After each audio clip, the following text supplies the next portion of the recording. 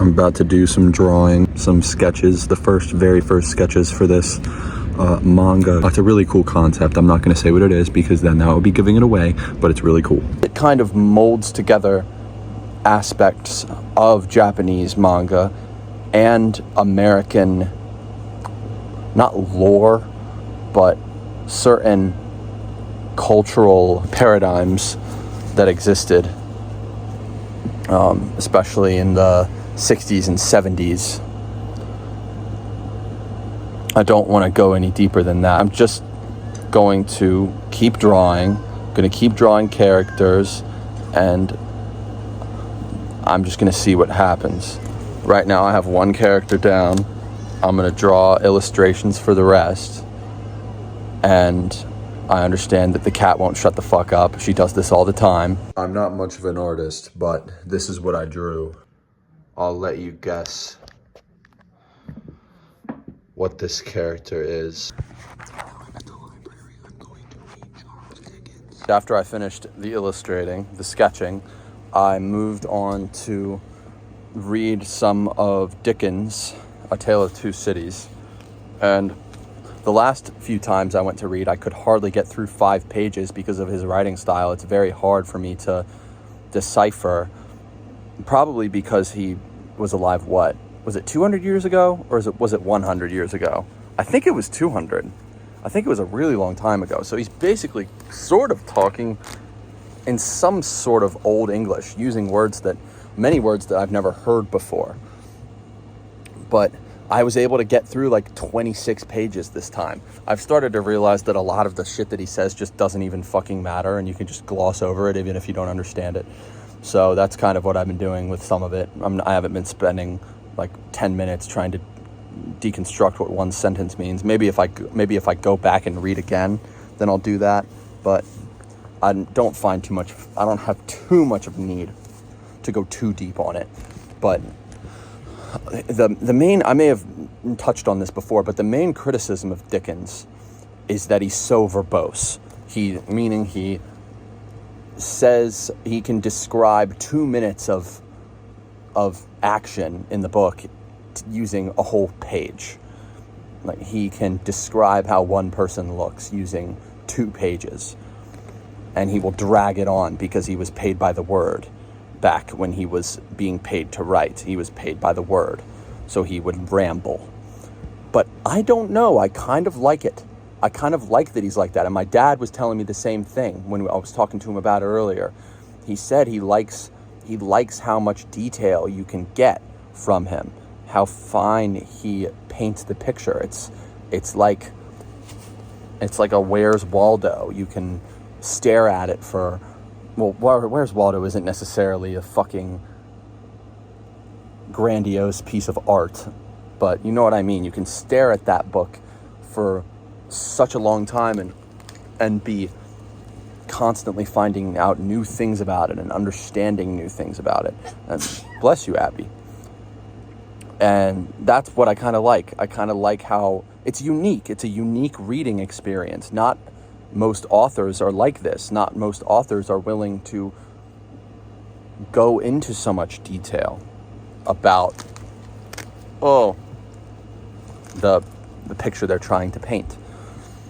But basically, let me tell you what I've been reading about.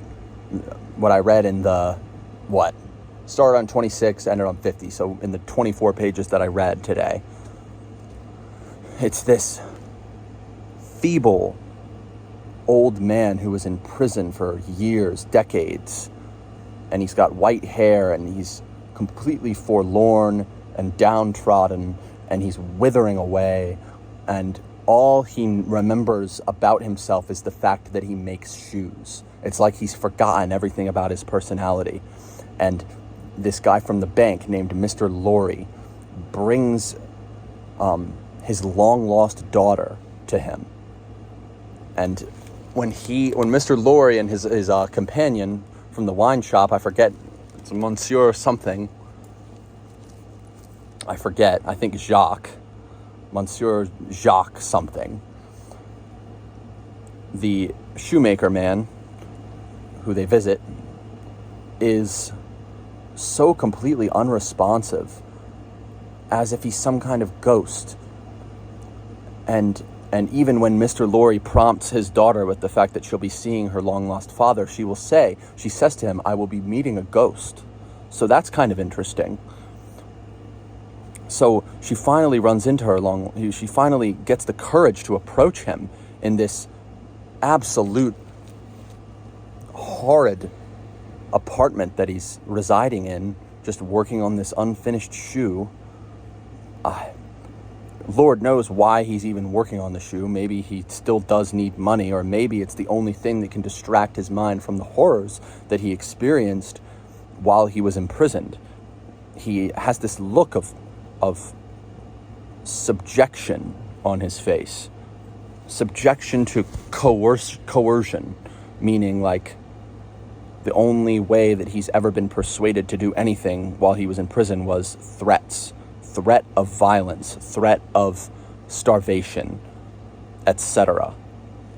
He's completely lost everything that he had. He is a ghost. And his daughter comes up to him, and she sees him and he sees her, and he goes from this ghostly man, this shell of a man, to he starts to remember what he was the last time he saw her, which is before he was taken away, it seems. And he weeps. He completely drops to the floor and weeps, and so does his daughter. And it's some of the most beautiful literature I've ever read in my life. Another part of this book that's probably going to stick with me until the day I die is how Dickens describes the hunger that the people of Paris were feeling during the time before the French Revolution. See, that's when this book is set. It is set, I believe, right before the French Revolution is where I'm currently reading. And I don't know if you are in touch with kept up with your history, or if you took European history at all, which you might not have. Not all schools offered it, and etc. But the French Revolution essentially started because Louis XVI was basically a teenage boy when he assumed the throne from the 15th. And his wife, Marie Antoinette, was also basically pretty much a teenage girl. They did not know how to lead or run a country. And at the time, the nobles of France, what were called the First Estate, were the inequality gap between the upper class and the lower class was so unbelievably large that the upper class was feasting on all kinds of food every single day, and the lower class was so incredibly starved that they were hopeless. And I'd like to read you what Dickens wrote in this book about these people. Hunger was pushed out of the tall houses in the wretched clothing that hung upon poles and lines. Hunger was patched into them with straw and rag and wood and paper. Hunger stared down from the smokeless chimneys and started up from the filthy street that had no offal among its refuse of anything to eat. Hunger was the inscription on the baker's shelves, written in every small loaf of his scanty stock of bad bread. Hunger rattled its dry bones among the roasting chestnuts in the turned cylinder. Hunger was shred into atomics in every farthing porringer of husky chips of potato, fried with some reluctant drops of oil. And if it weren't for the verbosity of Dickens' writing style, if he weren't being paid by the word, if he didn't have to ramble in the way that he did, we wouldn't have gotten a description like that. And so one man's trash is another man's treasure, so to speak. That is some of the most descriptive and detail-oriented writing I've ever heard in my life. And it speaks so many volumes. I don't really know if I'm using that phrase correctly, but I'm loving Dickens so far. I'm loving what he's saying, what he's putting together, the picture that he's painting. I keep referencing the idea of painting a picture when talking about how a writer puts together a novel, but that's kind of what they're doing. There's so much imagery involved, especially in Dickens' case. There's other books that I'm really excited to read soon as well. Abby and I have agreed to listen to the audiobook for A Series of Unfortunate Events whenever we are in the car together, or a good deal of when we're in the car together. And I've read up through the 6th book, but that is about it. I haven't gotten much farther, and there's 13 of them, so I've only gotten through less than half. And from what I understand, the books only get longer and longer as the series progresses. So yeah, I'm really excited to get into that. I've also been reading Narnia. I'm on Prince Caspian right now, the 2nd book in the original release order. 3rd book in the chronological order. And I'm really enjoying that. I never used to read books just for fun. I never had the time, but now I do have the time, and I'm so grateful for it. What I'm really excited about is how it is going to influence my creative style, not only if I ever choose to write a book someday, but in the manga that I'm going to write, that I'm currently in the midst of putting together and putting together the very first ideas for. It has already influenced the concept album I'm making, the music that I make. I'm writing a concept album, and I'm not going to give away what influence Dickens has had on that. But if I ever even release the album, if I have enough time to let it see the light of day, you might end up understanding what I'm saying. You might end up figuring out what influence it had. And I'm also thinking about getting into fashion design. I mean, I know I'm going to sell merch at some point, but I would like to be the one who crafts the merch and crafts the apparel and puts it together and sort of is the main hand in the creative process there. And it might end up that this literature and literature that I get involved with in the future has a role to play in that as well. And that's the thing about pursuing so many different paths, so many different hobbies, is that they intermingle, they connect with each other, and each one of them helps you to understand the other. You learn certain shortcuts, certain mental heuristics and patterns. You pick up on patterns that are present in different things, in many different things throughout life, and you learn to put those patterns together.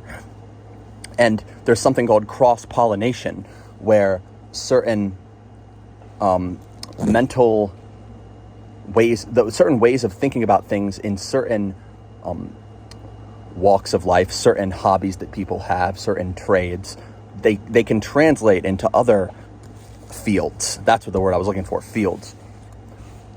One really interesting statistic is that most Nobel Peace Prize winners, not Peace Prize, forgive me, Nobel Prize, I think in general, most of those winners, it might be something like 80% or something, maybe even closer to 100.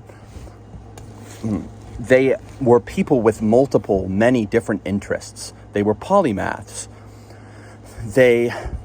And the reason that helped them so much theoretically is that they learned different ways of thinking about things, because each field has a different way of approaching problems.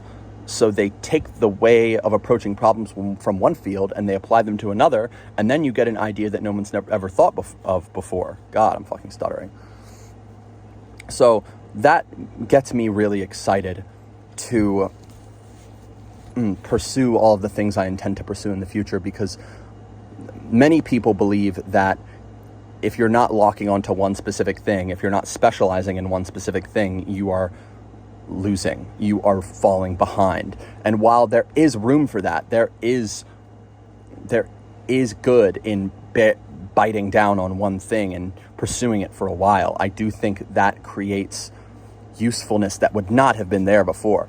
I also think there is something to be said about being a jack of all trades. The saying is jack of all trades, master of none. But I heard some guy say before, I think his name was Luke Belmar, though I don't know if I believe in other things that he happens to believe in. He might be sort of a red pill guy, and I usually am not necessarily aligned with red pill guys, but I like what he said in this specific case. He said, jack of all trades, master of life. That stuck with me very hard, and I think about that all the time, and I think that's where I'm going to end this. So, goodbye. I forgot to mention that my name is Luke, and you are watching Castles in the Air, and it was very great to have you.